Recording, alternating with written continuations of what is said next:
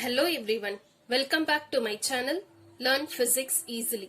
இன்னைக்கு 11th Physics Unit 3ல ஒரு topic பார்க்கலாம், rolling friction. So first என்னன்னா invention of wheel தான் human civilizationல ரொம்ப இம்பார்ட்டன்டான ரோல். பிகாஸ் வீல் டிஸ்கவர் பண்றதுக்கு முன்னாடிலாம் எப்படி டிராவல் பண்ணிருப்பாங்க, ஒரு இடத்துல இருந்து இன்னொரு இடத்துக்கு போனோம்னா குதிரை மேல போயிருப்பாங்க, அப்படி இல்லைன்னா நடந்துதான் போயிருப்பாங்க. சோ வீல் இல்லாம இமேஜின் பண்ணி பாருங்க இந்த வேர்ல்ட. சைக்கிள் இருக்காது, சைக்கிள்ல வீல் இருக்கு, பைக்ல வீல் இருக்கு, கார்ல வீல் இருக்கு, ட்ரெயின்ஸ்லயும் வீல் இருக்கு, ஏரோப்ளைன் எடுத்தீங்கன்னா அதுலயும் வீல்ஸ் இருக்கு. சோ இந்த இன்வென்ஷன் ஆஃப் வீல் தான் ரொம்ப இம்பார்ட்டன்டான ரோல் நம்ம ஹியூமன் சிவிலைசேஷன்ல பிளே ஆகுது. அதே மாதிரி சூட் கேசஸ் பாருங்க, முன்னாடி இருக்க சூட் கேசஸ்ல எல்லாம் அந்த வீல்ஸ் இருக்காது, ட்ராலி பேக்ஸ் நம்ம இப்பெல்லாம் யூஸ் பண்றோம்ல. சோ முன்னாடி எல்லாம் லக்கேஜஸ் எல்லாம் நம்ம கஷ்டப்பட்டு தூக்கிட்டு கேரி பண்ணிட்டு போற மாதிரி இருக்கும் சூட் கேசஸ். பட் இப்போ அந்த ரோலிங் வீல்ஸ் இருக்கிறதுனால நம்மளால ஈஸியா லக்கேஜ டிராக் பண்ணி எடுத்துட்டு போக முடியுது. நம்ம ஆல்ரெடி 2 டைப்ஸ் ஆஃப் ஃபிரிக்ஷன் பார்த்திருக்கோம், static friction and kinetic friction. இப்ப நம்ம ரோலிங் ஃபிரிக்ஷனையும் கைனடிக் ஃபிரிக்ஷனையும் கம்பேர் பண்ணி பார்க்கலாம். சோ இந்த டயக்ராம்ல பாருங்க, இங்க ஏதோ ஒரு ஹெவியா ஒரு லோடு இருக்கு. அந்த ஹெவியா இருக்க லோடுக்கு கீழே வந்து சம் ரோலிங் அரேஞ்ச்மெண்ட் வந்து வச்சிருக்காங்க. சோ என்ன ஆகும்னா இந்த ஆப்ஜெக்ட் எவ்வளவு ஹெவியா இருந்தாலும் ஈஸியா ஸ்லைட் ஆகி போயிடும். அதுவே இங்க பாத்தீங்கன்னா இந்த ஆப்ஜெக்ட் அப்படியே சர்ஃபேஸோட கான்டாக்ட்ல இருக்கு, நம்ம அப்படியே புஷ் பண்றோம்னு வச்சுக்கோங்க. சோ இந்த ரெண்டு கேசஸ்ல எது ஈஸியா இருக்கும்? இங்க வந்து ஒரு ரோலிங் அரேஞ்ச்மெண்ட் இருக்கிறதுனால இந்த ஆப்ஜெக்ட் ஈஸியா ஸ்லைட் ஆகி போயிடும். அதே ஆப்ஜெக்ட் தான் இங்க இருக்கு, பட் இங்க ரோலர்ஸ் எதுவுமே இல்லவே இல்ல. சோ நம்ம இது மூவ் பண்ணோம்னா அந்த சர்ஃபேஸோட கான்டாக்ட்ல இருக்கும். சோ இது கண்டிப்பா டிஃபிகல்ட்டா தான் இருக்கும். சோ இது ரெண்டையும் நம்ம அப்படியே கம்பேர் பண்ணலாம். ரோலிங் மோஷன், சோ இந்த அரேஞ்ச்மெண்ட்லனால இந்த ஆப்ஜெக்ட் வந்து ரோல் ஆகுது. அப்படி இருக்கிறதுனால point of contact with the surface is at rest. அப்படின்னா இந்த ஆப்ஜெக்ட் இந்த சர்ஃபேஸோட கான்டாக்ட்ல இருக்கு பாத்தீங்களா, அது வந்து ரெஸ்ட்ல இருக்கு. ஓகே, இந்த ரோலர்ஸ் மட்டும் அப்படியே ரொட்டேட் தான் பண்ணும், பட் இந்த ரோலர்ஸ் வந்து மூவ் ஆகாது. ஓகே, அப்ப என்ன சொல்றாங்கன்னா இந்த ஆப்ஜெக்ட் இந்த சர்ஃபேஸோட கான்டாக்ட் ஆகுதுல அந்த பாயிண்ட் வந்து ரெஸ்ட்ல இருக்கும்னு சொல்றாங்க. பிகாஸ் இது ரோல் தான் ஆகுது, இந்த ரோலர்ஸ் வந்து மூவ் ஆகல. ஓகே, அப்ப இது ரெஸ்ட்ல இருக்கு அப்படின்னு சொல்றாங்க. அப்ப என்ன ஆகும்?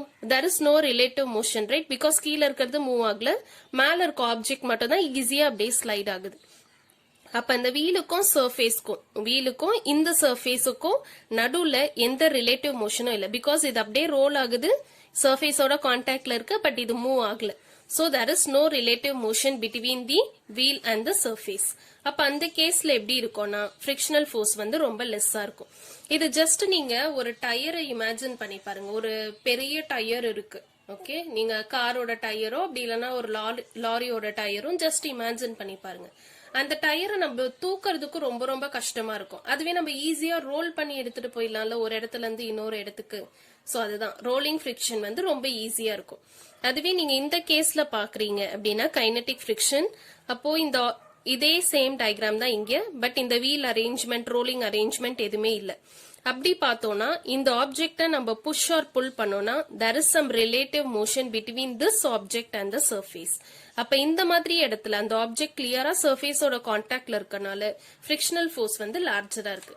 சோ இது ரெண்ட வச்சு நீங்க கம்பேர் பண்ணி ஈஸியா சொல்லிடலாம் எந்த ஃபிரிக்ஷன் வந்து ஈஸி அப்படின்னா rolling friction is very much easy. Okay, rolling friction அப்ப ரொம்ப லெஸ்ஸா இருக்கு, ஃபிரிக்ஷனல் ஃபோர்ஸ் லெஸ்ஸா இருக்கிறதுனால அந்த ஆப்ஜெக்ட நம்ம ஈஸியா ரோல் பண்ணிடலாம். இப்ப நெக்ஸ்ட் இன்னொரு கேஸ் பார்க்க போறோம், பியூர் ரோலிங். பியூர் ரோலிங்னா அதுல ஐடியல் கேசஸ்னா ஒரு இமேஜினரி கான்செப்ட் தான், 100% perfectly working. Okay, 100% true concept அந்த மாதிரி சொல்லியிருக்காங்க. பட் நம்மளுக்கு எப்பவுமே தெரியும் எந்த கான்செப்டுமே வந்து 100% பெர்ஃபெக்டா இருக்காது. பிகாஸ் நம்ம இங்க என்ன பார்த்தோம், ரோலிங் மோஷன்ல இந்த சர்ஃபேஸோட அந்த ஆப்ஜெக்ட் அந்த பாயிண்ட் ஆஃப் கான்டாக்ட் வந்து with respect to the surface ரெஸ்ட்னு பார்த்தோம்ல. பட் அது ஐடியல் கேசஸ்ல மட்டும்தான் பாசிபிள். நம்ம ஒரிஜினலான கேசஸ்ல பார்த்தோம்னா என்ன பண்ணாலும் இதுல இந்த ரோலர்ஸ் வந்து ஸ்லைட்டா மூவ் ஆகதான் செய்யும். ஓகே, இந்த பிளேஸ்ல இருந்து கொஞ்சம் மூவ் ஆகதான் செய்யும். இப்போ ஒரு வீலே எடுத்துக்கோங்க, ஒரு ஹெவி ட்ரக் இருக்கு, அந்த ட்ரக்ல நிறைய லோடு இருக்கு. அப்ப என்ன ஆகும், அந்த வெயிட்னால அந்த டயர்ல கண்டிப்பா சம் டிஃபார்மேஷன் இருக்கும். அந்த டயர் வந்து பெர்ஃபெக்ட்லி சர்க்குலா இருக்காது, அந்த டயர்ல கொஞ்சம் லோட் இருக்கும். அப்ப என்ன ஆகும்னா பிராக்டிக்கல் கேசஸ்ல பார்த்தோம்னா அங்க சம் டிஃபார்மேஷன் இருக்கும். அதனால ஒரு ஃப்ரிக்ஷனல் ஃபோர்ஸ் வந்து கிரியேட் ஆகும். ஸோ இங்கேயே பாத்தீங்கன்னா ஃப்ரிக்ஷன் வந்து கிரியேட் ஆகுது. ஓகே, இங்க இந்த ரோலர்ஸ்னால with respect to the surface ஒரு ஃப்ரிக்ஷனல் ஃபோர்ஸ் அங்கேயும் கிரியேட் ஆகுது. அந்த மினிமல் ஃப்ரிக்ஷனை தான் we are saying as rolling friction. அப்ப ரோலிங் ஃப்ரிக்ஷன் ரொம்ப ரொம்ப ரொம்ப ஸ்மாலரா இருக்கும் when compared to the kinetic friction. Thank you for watching this video.